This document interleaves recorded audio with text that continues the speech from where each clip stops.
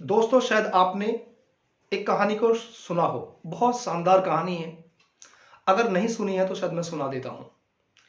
कहानी क्या है कि जंगल के अंदर हर बार राजा शेर ही बनता था और ये बात बंदरों को अखरने लगी कि हमारी इतनी तादाद होने के बावजूद, इतनी हम्मेकल होने के बावजूद हम राजा क्यों नहीं बन सकते। हम इस जंगल के राजा बनेंगे।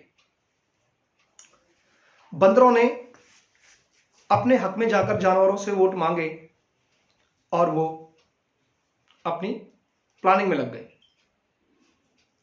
उधर शेर भी सोचने लगे कि भाई शुरू से राज हमारा रहा है और हम ताकतवर भी हैं, तो हम ही क्यों पीछे रहें। आखिर चुनाव वाले दिन बंदर चुनाव जीत गया और बंदर बाबू हमारे राजा बन गए। दोस्तों, कुछ दिन बाद शेर जंगल में आया और खरगोश के बच्चे को उठा करके ले गया।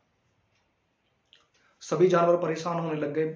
भाई, शेर खरगोश के बच्चे को ले गया, इतनी हिम्मत हो गई, अब क्या किया जाए। चारों तरफ हड़बड़ी का माहौल हो गया।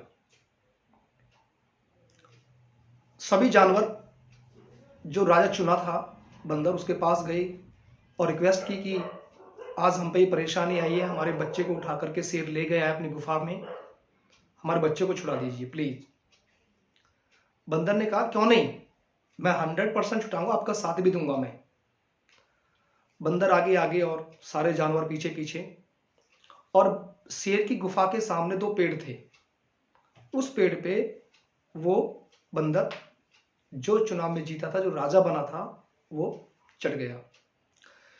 एक टहनी से दूसरी टहनी, दूसरी टहनी से तीसरी टहनी, इस तरीके से चिल्लाता हुआ, फांदता हुआ इधर उधर की, ताकि शेर को ये आवाज सुने कि बंदर राजा आए हैं और वो खरगोश के बच्चे को छोड़ दे।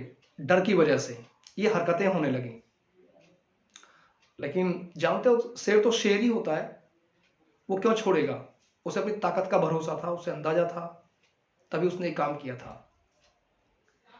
अंत के दर्जे शाम तक जानवर बंदर से कहने लगे कि आपने ये क्या कर रहे हो, इसका कोई रिजल्ट तो निकल नहीं रहा है और बच्चा भी नहीं बाहर से आ पा रहा है शेर के चंगुल से, इसका रिजल्ट तो 0 हो रहा है।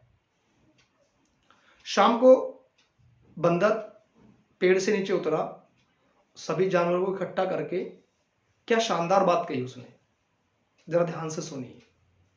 उसने कहा कि मैंने आपके सामने सुबह से लेकर शाम तक इतनी मेहनत की और आपके साथ खड़ा रहा हूं, और अभी भी रिजल्ट 0, तो मैं क्या कर सकता हूं।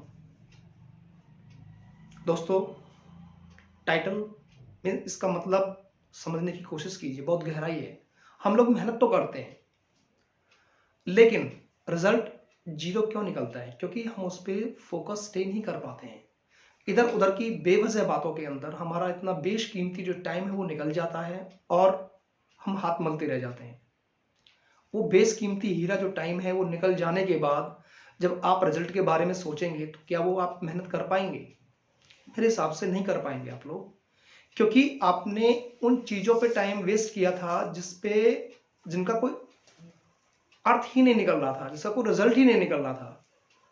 स्टे और फोकस, अपने फोकस पे स्टे कीजिए ताकि ज्यादा से ज्यादा आपको अच्छा रिजल्ट मिले।